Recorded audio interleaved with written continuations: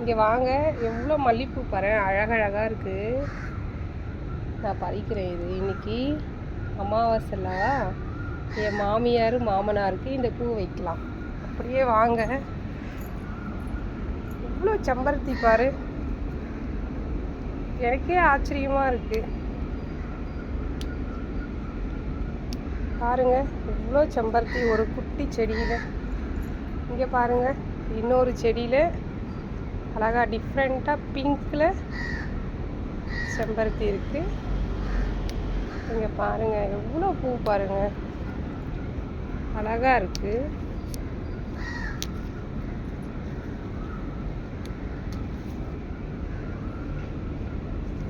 டிஃப்ரெண்ட்டாக இருக்குது.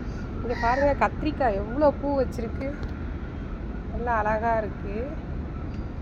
வாழை மரம் ஒரு கன்று வச்சுருக்கோம், ஆனால் அது இவ்வளோ அழகாக வரும்னு நினைக்கல.